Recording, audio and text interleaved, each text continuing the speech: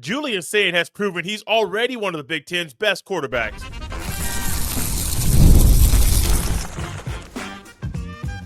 You are Locked On Buckeyes, your daily podcast on the Ohio State Buckeyes. Part of the Locked On Podcast Network, your team every day. Welcome in, Buckeye fans, to your Victory Monday edition of Locked On Buckeyes, which is your daily Ohio State podcast, part of Locked On Podcast Network, your team every day. I'm your host, Jay Stevens, veteran sports talk host, delivering passionate coverage about your Buckeyes, and today's episode is brought to you by FanDuel. Right now, new customers can bet just $5, and if your bet wins, you'll get $300 in bonus bets to use across the app. Download the app today. During today's show, we will discuss if Ryan Day's fingerprints have been all over Ohio State's offensive game plans, as well as what's next for Julian Sayin. But first, Julian Sayin started the year in a big way by beating Texas, but he's also kept his play at a high level in all 4 games this year. While the numbers haven't been sexy and they don't jump off the screen, there are certain things he is doing on the field that have already proven to everybody in the Big Ten that Julian Sayin is already one of the Big Ten's best quarterbacks. In a conference with good teams, with good quarterbacks all across the country, it's very clear that it's hard to match or even say that Sayin's not in the upper echelon of the conference. And the numbers back it up. But so far this year, through 4 games, even though he doesn't have the sexy or eye-popping numbers, it's what he does on the field between the lines that has showed up in a big way that have proven to me. You can look at some guys around the country, or excuse me, Big Ten, which is around the country now, and say, well, that guy's good. And Mendoza's good. Dante Moore's pretty good. Drew Aller has his moments. I would probably still take Julian Sayin over all of them, which is a big thing to say. When he came into the year, it's only his second year playing college football. He was replacing Will Howard, who just led Ohio State to a national championship last year, and you didn't have a preseason. You didn't even have a week non-conference game leading into the Texas game. Your first game in college was against Texas, who was the number 1 team in the country. Buckeyes won that game 14-7. And so in that game, you may think his mindset might be inflated. He might be on cloud 9 leading to the game against Grambling. He wasn't. The way he stays cool, calm, and collected on the field was the same way that he was during preparation leading into the game. And then he went out there on the field and did what he does. Going into the game against Ohio, there were things with the offense that weren't truly Julian Sayin's fault. Yeah, he threw an interception. That was a bad decision. He threw a pick against Grambling. That was a bad decision. So I'm not saying he's perfect, but he really wasn't the issue in the goal line situations. And a lot of that was blocking up front, execution, and sometimes play calling. Because sometimes you got to realize if a guy's not best for a certain situation, don't ask him to do it even against a lesser opponent. But even this past week, or a couple of days ago now, against Washington, hostile environment, very, very loud. 70,000 people flocked to Husky Stadium. And what we witnessed from Julian Sayin was once again a way for him to show off his meteoric rise in the Big Ten. And if the numbers do back it up, honestly. I went through and looked at some numbers from Julian Sayin just over the first 4 games of the year through week 5 of the season. And he is first in the Big Ten in completion percentage with 78.8. He is third in the Big Ten in passer rating at 189.8, as well as yards per attempt with 10.0. He is 6th in the conference in touchdowns with 10, and he is 9th in the conference in passing yards with 958. Now, that last number would probably be 1,300. Between 12 and 1,300 would probably be where it would normally be if game 1, 3 incomplete passes that were dropped or actually caught would be higher. If the game plan was better suited for the players that are on the team, it's very clear that number could be 12 to 1,300, and you would be seeing Sayin sitting at a very comfortable number in a very comfortable spot where he's number 9 right now. As I look back on the screen, if he has, let's say, 1,250 yards, he'd be number 3 in the Big Ten in passing yards. Jaden Mayava's number 1. Rutgers quarterback, who I can't pronounce his last name, is number 2. Currently, Dante Moore is number 3 with 1,210 passing yards. This conference has some pretty good quarterbacks. And Calais McManus, that's his name. I had to look at it and remember how people say it via the broadcast. But Calais McManus is good. Dante Moore is good. Fernando Mendoza is playing better than I thought he was going to play right now. I thought he was going to be good, but my goodness, he's playing way better than advertised. Luke Altmaier is good. And then it's kind of a little bit weird because I don't think Dylan Raiola is in the upper echelon of the Big Ten quarterbacks. I'm going right now via passing yard totals for the year. Malik Washington is seventh in the conference in passing yards. Freshman quarterback at Maryland. Pretty great, pretty good start for a true freshman, might I add. Ryan Brown right there for Purdue. Really wants to get past the top. I probably will say you're getting into a completely different tier. The weird thing is DeMond Williams has only thrown 951 passing yards.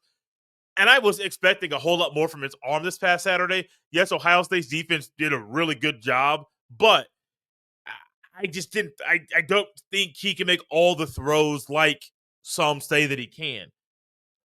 But Sayin among all those guys, let's go through the list again. Mayava, Kalek Manis, Dante Moore, Mendoza, Altmaier, Raiola, Malik Washington, Ryan Brown, Drake Lindsey, DeMond Williams, Aiden Childs, Nico Iamaleava, Drew Aller, Bryce Underwood. Those are just the top 15 if you include Sayin in that grouping of those that have the top in the conference in passing yards. Is there any quarterback that I just mentioned that you would take over Julian Sayin? Probably not. I mean, if you say you did, okay, cool. Like, I can understand that you may have a preference for somebody else, or maybe they is holding him back because he can't do all the things that you need a QB1 to do. And I can say, well, look back to last year. We're going to talk about that later in the show because you can look back to last year's game plan. Chip Kelly was the offensive coordinator. A lot of the things that were happening via the game plan were not Chip Kelly. A lot of that was, I think, Ryan Day's philosophy of let's be a little bit slower, be more methodical, let's huddle up a whole lot more, let's try to chew up the clock, and we'll see what happens. I mean, literally this past Saturday, the game was over by, 6:30? I don't have the exact end time, but it started at 3:30. It was at a pace of an NFL game. When you look at how many drives both teams had, it felt like an NFL game. And to me, that's not what I really expect from college. I don't expect teams to be huddling and to be trying to chew up 8-9 minutes off the clock. I don't. Especially with Ryan Day. When you know Ryan Day's offenses at Ohio State, they flourish when it's up tempo, a little bit quicker, or maybe you're not huddling, but you're getting to the line, check with me to the sideline, things like that. What we're seeing right now with Ryan Day and Brian Hartline, it's been fun to watch at times when they start to open things up and you see the trust that they have in Sayin. Let's keep this in context. Sayin is in his second year as a quarterback in college football, not second year as a starter. Homie literally started his second year as a college quarterback. Keep this in mind. He's also working with a different offensive coordinator and different offensive play caller than Ohio State had a year ago, where a lot of quarterbacks, when they come to a place and they have a certain OC that's also the play caller, they're good. But you might see a drop-off or a rise with the next play caller. No, you see Sayin really doing what he was expected to do with the entire time, but playing a little bit better. And so, new OC, new play caller. While he wasn't the starter a year ago, Chip Kelly was very, very instrumental in setting the foundation for Julian Sayin, the quarterback. And it's almost like Sayin's playing like a 3 or 4 year vet. It's odd to see, but also enjoyable to watch because what you're witnessing right now with Julian Sayin is a great start to a college career, but it's not the end. This is just the beginning. And while this is just the beginning, there's more to Julian Sayin's story this year. We will discuss what's next for the talented quarterback at Ohio State next. This episode is brought to you by 5-Hour Energy. Caffeine just got a flavor upgrade. 5-Hour Energy shots deliver tasty caffeine in 17 bold flavors. Each 2-ounce shot packs the caffeine of a premium 12-ounce cup of coffee, plus B vitamins and nutrients with zero sugar and zero crashes. What I love most is how portable they are.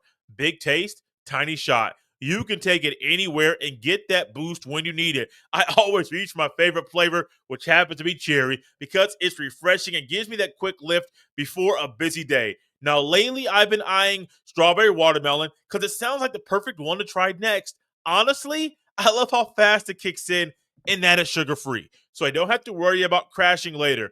Enough with boring, flavorless caffeine. It's time to give your caffeine a flavor upgrade with 5-Hour Energy shots. Get the favorites you love, or be bold and try something new in-store and online at www.5hourenergy.com or Amazon today. Thank you all for tapping into Locked On Buckeyes and making this Victory Monday show a part of your day. And Ohio State's in a great spot, a phenomenal spot right now, where in every situation Ohio State's been in this year, Julian Sayin has done more than enough for Ohio State to win. But let's keep it in context too. If you look back to week number 1, when it was Ohio State, Julian Sayin, and Texas's Arch Manning, who was the better quarterback on that day? Julian Sayin. When you look back to the game against Grambling, I think it's easy, Julian Sayin. Look back to the game against Ohio. Once again, easily Julian Sayin. This past Saturday, and with Damon Williams, who's a really good quarterback, whose Ohio State's defense shut down this past weekend, in the head-to-head matchup between the two quarterbacks, who had the better day? Julian Sayin. And so when Sayin's winning the head-to-head matchup against a quarterback, and it's a quarterback duel, they're not on the field at the same time. So it's not so much like one-on-one, but you want to compare how one team's quarterback does versus another. It's very clear that Julian Sayin has been the best quarterback on the field in any game Ohio State has played this year. And I expect that to continue. I expect that against Minnesota, against Illinois, when they go on the road to play Luke Altmaier, when they play Wisconsin. I don't know the status of the quarterback situation. Forgive me for not knowing that, but I still would pick Julian Sayin over that. When the Buckeyes play Penn State, if you watch Drew Aller and Penn State lose to Oregon, or if you saw some highlights, you notice Drew Aller threw a couple interceptions that were costly. Any interception is costly. But the moment you expect him to be a veteran quarterback and to make all the right reads and all the right throws, it's clear that Drew Aller is who he has always been. And when someone shows you who they are, believe them. Not the exact quote from Maya Angelou, but you get the thought. When someone shows you who they are, believe them. Drew Aller is who he thought he is, and we're not going to let him off the hook. We're not going to do that at all. But to me, what's next for Sayin? Continue playing the same way that he has been. That's it. Now, not only playing the same level of play, but also having the same consistency in your mind and with your processing and your preparation. But also, one of the best things about Sayin that I believe Ryan Day mentioned after the game when he was talking to Jenny Dell after the game on the field. Ryan Day mentioned that there were times that Ryan Day thinks he sees something on the field, Sayin sees something different, and what Sayin sees is exactly what's happening that's backed up via the film. And so that thing needs to continue. When you go up against Minnesota, you expect a team that's going to be fundamentally sound, that's going to be physical, that's going to be a team that's going to row the boat, as you may want to say. I like PJ Fleck. I love his moxie, if you want to put it that way. I love his mindset. I love what he preaches. I like PJ Fleck. I'd play for him 100%. I'll play for PJ Fleck because he is the kind of man that I think for the program of Minnesota, he is good for them. He is not going to be asked to win 10, 11, or even go undefeated in a regular season. He is not. No, he's going to keep that boat afloat. He's going to be able to row that thing throughout the season, win some big games, win some rivalry games, and call it a day. But he ain't about to come in here and really have the more talent than Ohio State at any position. Minnesota has good players. This weekend, Julian Sayin must continue to do the things he's already been doing. And in the moment, when you know Brian Hartline are going to open up the playbook, what are you going to find? Well, we saw this past weekend in the first 15 plays. This was in the first quarter alone. Ohio State's first 15 plays, 4 of them were pass plays, 11 of them were run plays. And it was clear that that shouldn't have been the ratio at all. It should have been, at worst, 50-50. Or maybe a little bit more. I'll be generous and say in the first 11, first 15, I will give you 7 runs. I'll give you 7. Or I may give you 9. I may go 9 and 6. Doing math in my head sometimes it's not always the best. I'll go 9 run plays, 6 pass plays. And that's probably where it should stop. especially early in the game. You're trying to establish the line of scrimmage and set the tone early with the physicality of your offensive line. I understand all of that, but at some point, you don't have to stick to the script, baby. You can change things on the fly. Why? Because sometimes you got to change things up to move the ball down the field to put it into the end zone. I understand what the script is for. And yes, there are times that teams should go through the opening script so everybody's on the same page. But while you go through that, you got to remember, sometimes you got to go with the feel of the game, especially early. And I hope moving forward, they continue to allow this man to be the quarterback they can trust. One of the confusing things about this team so far, and this might come up in the very next segment, because I wasn't planning on saying this right now, but one of the most confusing things right now with this team is they've already said, and they know, Sayin can handle more, and they're holding him back right now. They're not allowing the Ohio State's playmakers to make all the plays. Does that make sense? No. They've also realized that Bo Jackson is the best running back on the team. I said this on Saturday during the live reaction pod that was live on the YouTube. I appreciate all of you guys that watched that in the playback format on YouTube or wherever you listen to your fine podcasts. And it's clear that Bo Jackson is the best running back. But I don't want to get ahead of myself. But it's clear that Ryan Day might be trying to protect these young men, Sayin and Bo Jackson, from the moment or the environment or the reality of how long they played college football. You know, when you play pickup basketball, you get on the court, there's somebody that you look out there and he's out there shooting around. You're like, oh, that dude got a jumper. Okay, I want him. Now, you haven't really started playing pickup ball yet. You just got to the court. You're hoping you can get 10 guys to come over. You shoot for captains 1 and 2, and then you divvy up 5 and 5. And you start playing. Well, while you're there trying to figure out, waiting for the 10 guys to get there, that one guy's on the other end of the court. You're like, okay, like he got a jumper. He pretty good. And then all of a sudden, you see another guy over there that's not really the best aesthetically looking basketball player. He walks up, looks a little goofy. His hair is a little bit different than everybody else that's out there. But one thing you know is that when he got on the court, homie can hoop. And I mean hoop. And you saw us when he was warming up just a little bit. Didn't get a long time to warm up before you all start trying to start getting that run in. And it was very clear that he needs to be that dude. But then he gets on your team. The other dude that was up there shooting around earlier that has that nice jumper, he gets on your team, and you got a guy on your team. Now, those are you and the other 2 guys that you saw. That's 3 of the 5 on your squad. The other 2 guys on the team look at homie that doesn't look like he can hoop, and you're like, oh, man, he ain't getting the ball. But the moment he gets the ball, you clearly realize he is the best guy on the team. He should get the rock.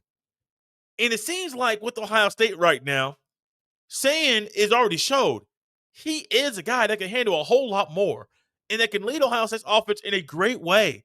And for some reason, be a little bit held back. Bo Jackson, I'm going to be saying this probably every day until he starts being starting running back. If I become a broken record, I don't care. My eyeballs tell me that homie needs to be RB1. And my eyeballs tell me, based off some of the things that I've seen, if it's Carlo who sent a tweet in, you probably believe that he should be RB1 too. And you probably believe that Julian Sayin can handle more. And if he can handle more, great. If he continues doing what he's already been doing, he is going to be just fine. He might win Big Ten Quarterback of the Year. He might be up in contention and running for some postseason awards, Quarterback of the Year, the Maxwell Award, maybe the Heisman. I don't know. It's a little too early for that, especially with guys like Fernando Mendoza getting a lot of attention internally in the Big Ten for that award. I do think there's a scenario for Julian Sayin that if he keeps playing like he is playing, and if they put more on his plate, the homie might be on some lists to win some awards at the end of the season. For him to win some awards, the Buckeyes might have to take the training wheels off and let him just grow up and be the big boy that he is. And I wonder if part of the reason that the game plan is the way that it currently is because Ryan Day has his fingerprints all over the offensive game plan every single week. This episode is brought to you by Quo. One of the tools that help make a huge difference for business owners is Quo, formerly Open Phone. It's the same great business phone system you've heard me talk about before, just with a new name. And here's why it matters. Every missed call is money left on the table. When every customer conversation counts, you need a phone system that keeps you connected 24/7. Quo is the number one business phone system that streamlines customer communications. It works right through an app on your phone or computer. So no more carrying two phones or relying on a landline. I love how Quo, formerly known as Open Phone, lets your team share one number and collaborate on calls and texts like a shared inbox. So no customer gets left hanging. Their built-in AI agent is a game changer. It can answer after-hours calls, capture leads, and keep business moving even when you're off the clock. See why over 90,000 businesses trust Quo, formerly Open Phone. Get started free and get 20% off your first 6 months at quo.com/lockedoncollege. That's QUO.com/lockedoncollege. And if you've got existing numbers with another service, Quo will port them over at no extra charge. Quo, no missed calls, no missed customers. This episode is also brought to you by FanDuel. The NFL season is here, and FanDuel has an offer you don't want to miss. Right now, new customers can bet just $5 and get 300 in bonus bets if you win. That's right. Pick a bet, put down $5, and if it hits, you'll unlock $300 in bonus bets to use across the app. I love how FanDuel gives me so many ways to play. I've built parlays, tried player props, and even followed the live lines during games. It makes watching football even more exciting when you've got a little something riding on the action. Whether you're a casual fan or love diving into the stats, FanDuel makes the game day experience so much better. So what are you waiting for? Visit FanDuel.com to download the FanDuel app today and get started.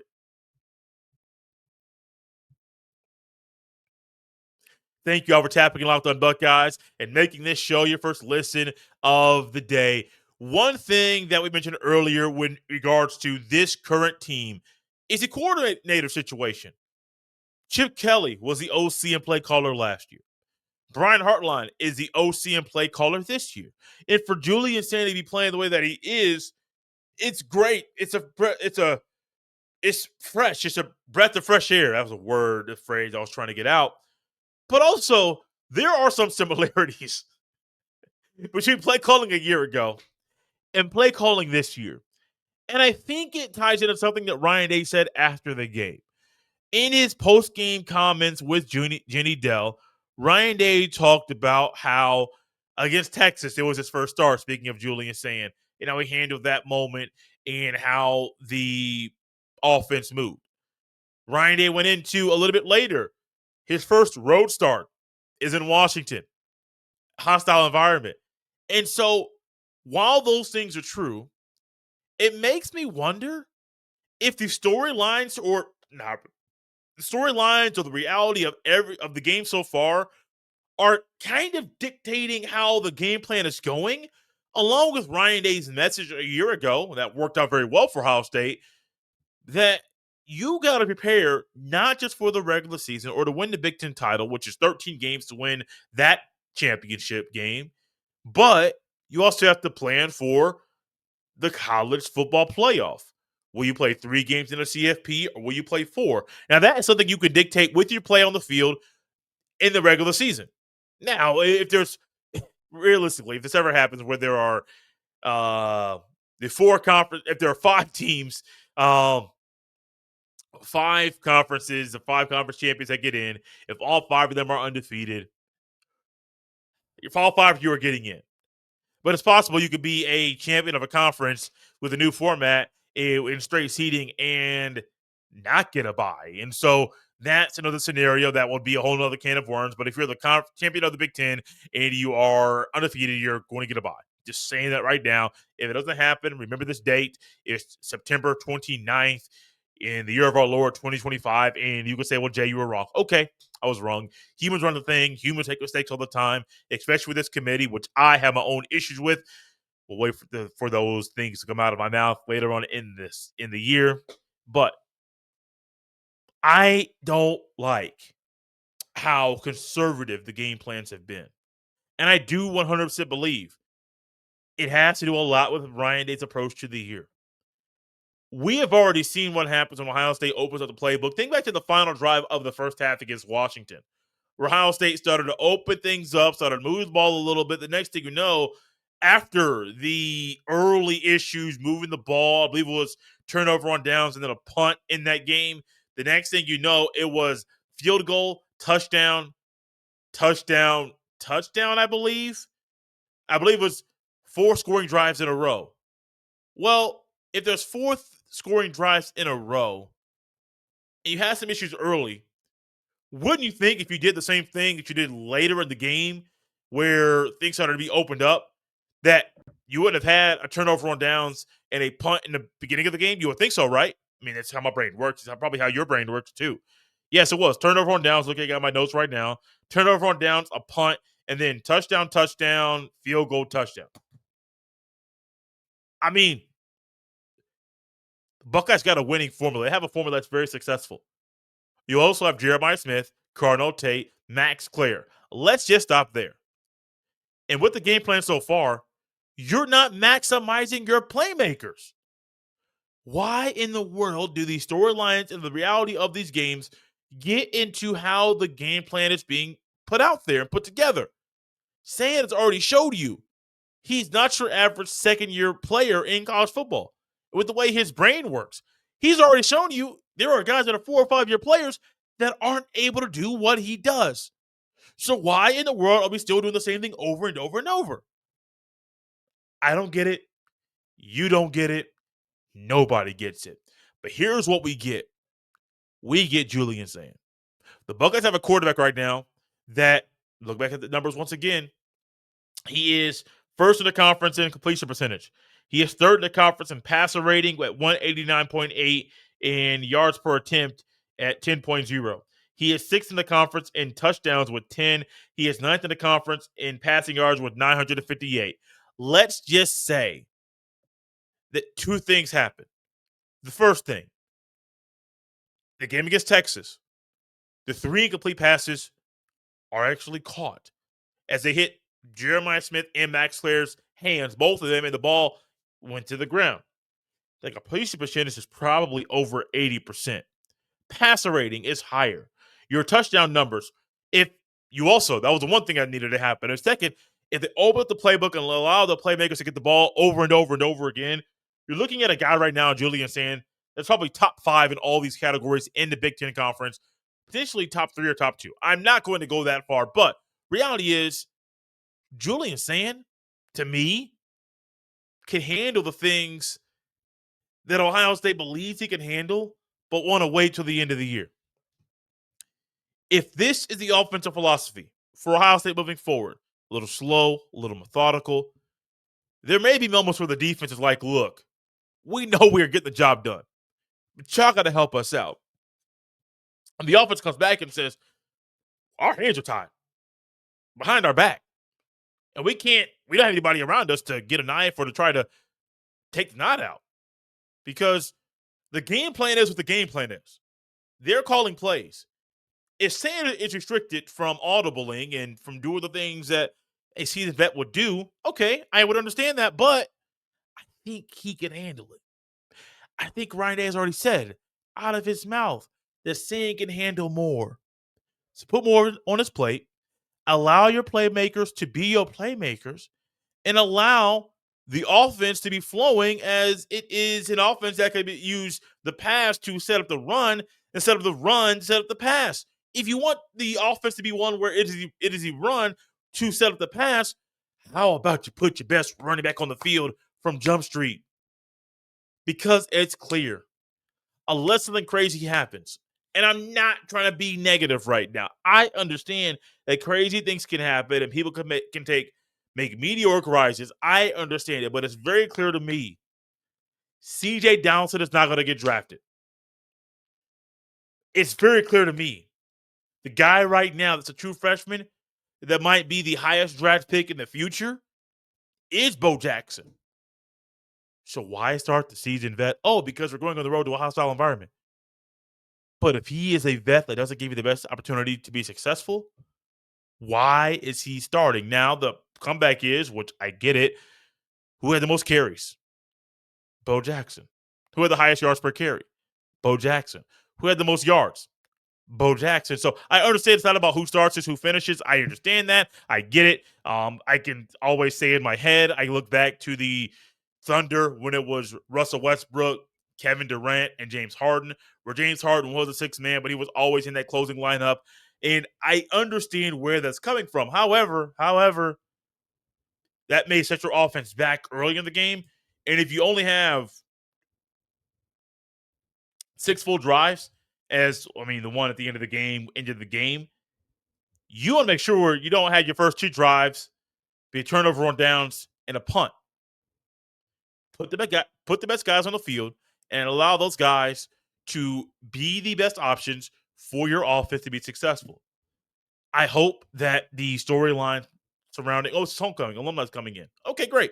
Then show off when the alumni comes in. Or we're going on the road to Illinois in the rivalry game, the battle for the Ella Buck. Great. They go to Illinois and don't allow the storyline to spook you. Allow that thing to allow you to show up and show out. And people are people. They're going to compare what Ohio State does against Illinois to what Indiana did to Illinois. Indiana won 63-10. Do I think Indiana is better than Ohio State? Absolutely not. But the voters, which are human, are going to say, well, Indiana beat them by 53 points. Why did Ohio State only beat them by 30? Those are things that people are going to be saying. Throwing it out there right now. Thank you for tapping your Locked On Buckeyes and making this show your first listen of the day. For your second listen, check out my guy, Spencer McLaughlin, over there at Locked On College Football. Because Spencer, early in the week, is going to do a great job of recapping and getting some guys that are hosts across the Locked On College Network to recap and even look ahead to what's coming up in the upcoming weekend. You can find Locked On College Football and Locked On Buckeyes right there on the YouTube or wherever you listen to podcasts. You can follow me on any social media platform or jstevens07. Send every email to jstevens317@gmail.com. This has Locked On Buckeyes on a Victory Monday. We'll see you next time.